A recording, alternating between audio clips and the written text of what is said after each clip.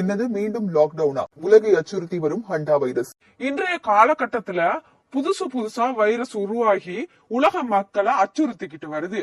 கடந்த 2019ஆம் ஆண்டு ஏற்பட்ட கொரோனா தாக்குதல்ல இருந்தே இன்னும் மக்கள் முழுசா விடுபடல. இந்த நிலையில தான் ஹண்டா வைரஸ் என்ற பெயர் மீண்டும் உலக மக்களை அச்சுறுத்திக்கிட்டு வருது. இது ஒரு புதிய வைரஸ் இல்லைனாலும் உலகம் முழுதும் ஒருவித அச்சத்தை ஏற்படுத்திக்கிட்டு இருக்கு.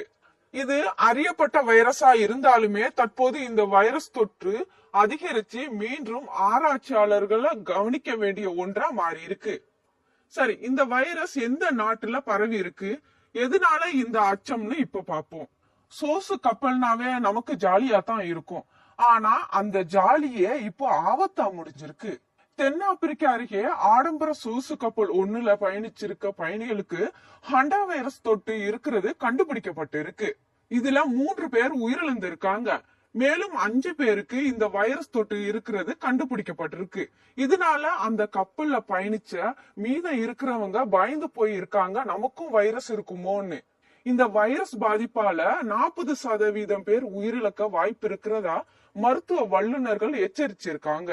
சரி, இப்ப இந்த ஹண்டா வைரஸ் எப்படி பரவுதுன்னு பாப்போம். இந்த ஹண்டா வைரஸ் பெரும்பாலும் எலிகள் என்று சொல்லக்கூடிய 3 வகை சுண்டலிகளால மனிதர்களுக்கு பரவுது. எலிகளின் மலம், சிறுநீர் அல்லது கழிவுகளின் காற்றை நாம சுவாசிக்கிற போது இந்த தொற்று ஏற்படுது. இந்த வைரஸ் நேரடியா மனிதர்கள் மூலம் பரவுறது கம்மியா தான் இருக்கு. சுத்தமில்லாத இடம் மற்றும் எலிகள் அதிகமா உள்ள இடத்துல இந்த பாதிப்பு அதிகமா இருக்கிறதா ஆராய்ச்சியாளர்கள் எச்சரிக்கை விடுத்திருக்காங்க.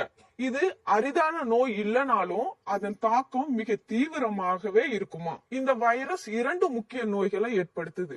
ஒன்னு நுரையீரலை தாக்கும், மற்றொன்று சிறுநீரகத்தை பாதிக்கும்னு ஆராய்ச்சியாளர்கள் தெரிவிச்சிருக்காங்க. இந்த நோயின் ஆரம்ப அறிகுறிகள் எப்படி இருக்குன்னு இப்ப பாப்போம். முதல்ல சாதாரண காய்ச்சல், தலைவலி, உடல் சோர்வு, தசைவலி ஏற்படும். இத பலரும் சாதாரண வைரஸ் காய்ச்சல்னு தவறா நினைப்பாங்க. ஆனா சில நாட்கள்லயே இருமல், மூச்சு திணறல், நுரையீரலில் திரவம் சேருதல் போன்ற கடுமையான ஆபத்துகளை ஏற்படுத்தும்னு மருத்துவ ஆராய்ச்சியாளர்கள் சொல்றாங்க.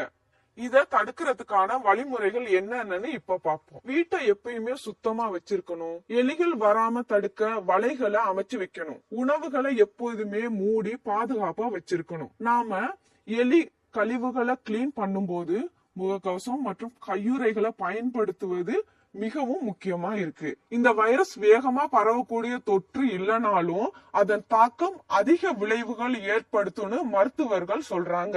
இதற்கிடையில ஹண்டா வைரஸ் போலவே நோரா வைரஸும் பரவிக்கிட்டு இருக்கிறதா